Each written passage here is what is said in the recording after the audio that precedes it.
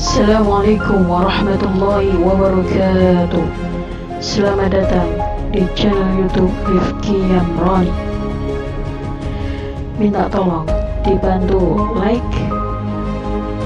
dibantu membagikan, dan jangan lupa yang belum subscribe tolong di subscribe.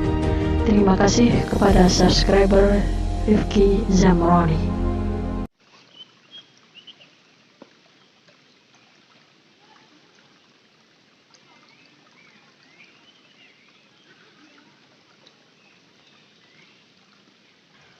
Bab akidah, beriman kepada hari kemudian.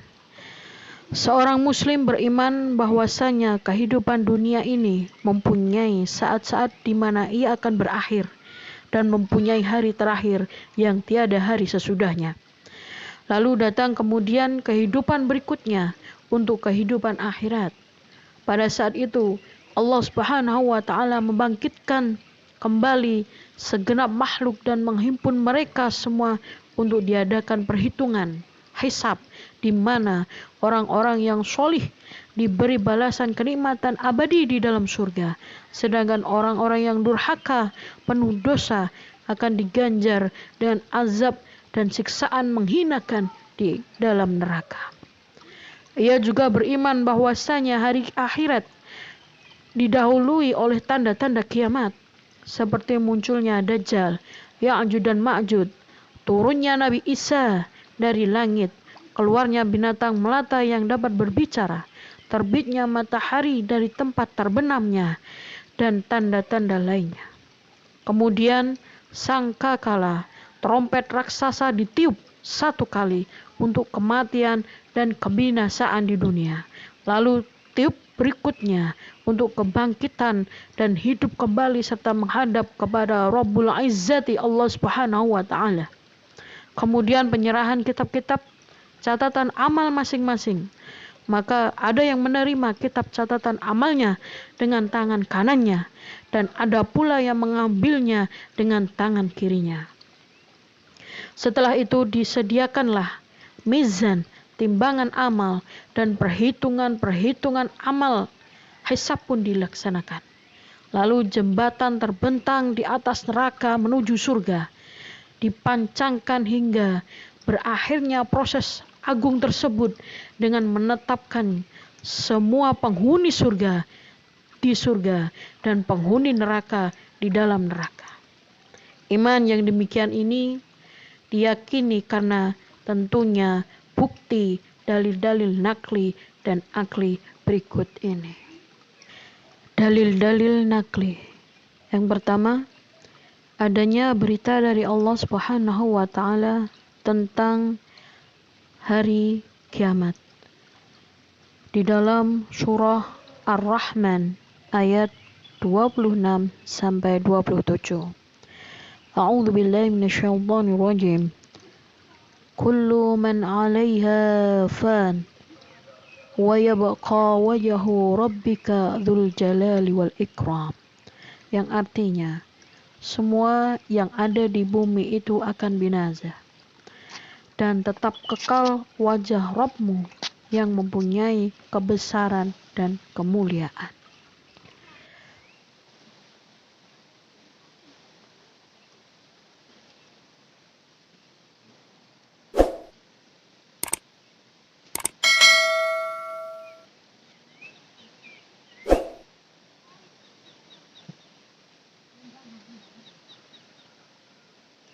Kemudian firman Allah Subhanahu wa taala mengenai al-mizan, timbangan, di dalam surah Al-Anbiya ayat 47.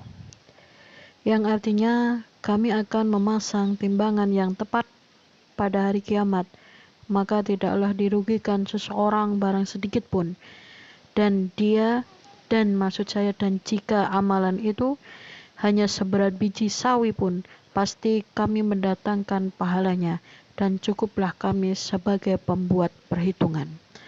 Kemudian firman Allah tentang peniupan trompet raksasa, tentang diserah terimakannya kitab catatan amal dan balasan surga atau neraka, di dalam surah Al-Haqqah ayat 13 sampai 34. Dalil nakli yang kedua, berita dari Rasulullah Shallallahu Alaihi Wasallam tentang hari kiamat, seperti di dalam sabdanya, kiamat tidak akan datang sehingga seseorang melewati kuburan seseorang lalu ia mengatakan, duhai, sekiranya aku menempati posisinya menjadi mayat.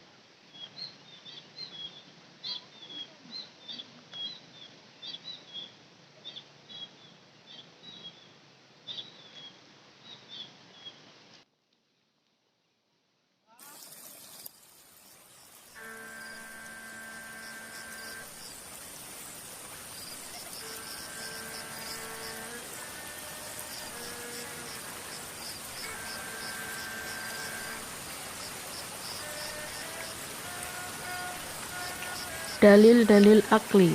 Yang pertama, kekuasaan Allah untuk menghidupkan kembali makhluknya sesudah mereka mati. Sebab menghidupkan kembali itu tidak lebih sulit daripada menciptakannya pertama kali tanpa ada contohnya. Yang kedua, tidak ada sesuatu pun yang ditolak oleh akal sehat tentang kebangkitan kembali dan pembalasan.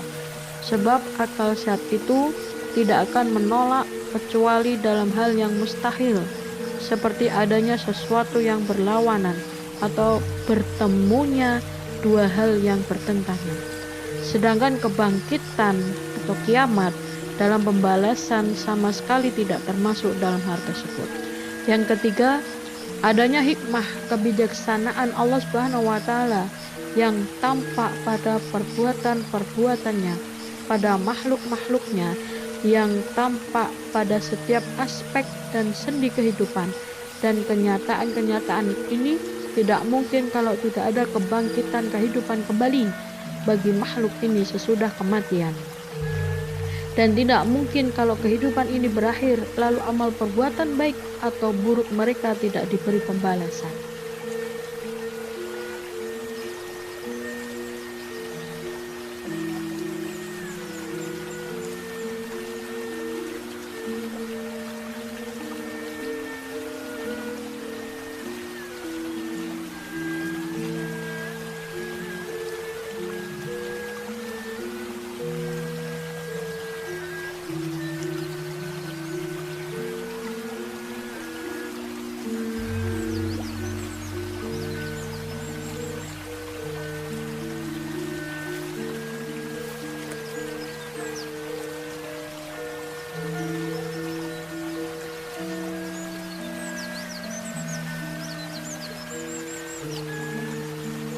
Yang keempat, adanya kehidupan dunia dengan segala kenikmatan dan kesengsaraan yang ada di dalamnya adalah sebagai bukti akan adanya kehidupan lain sesudahnya di alam yang lain pula, di mana di sana terdapat keadilan, kebaikan dan kesempurnaan, kebahagiaan dan kesengsaraan yang lebih besar dan lebih utama daripada yang sebelumnya, di mana kehidupan di dunia dengan segala kenikmatan dan kesengsaraan tidak sebanding dengan kehidupan sesudahnya, kecuali sebagai gambaran dari satu istana, dari istana-istana yang sangat besar, atau suatu kebun dari kebun-kebun yang rindang yang berada di atas satu lembaran daun kecil.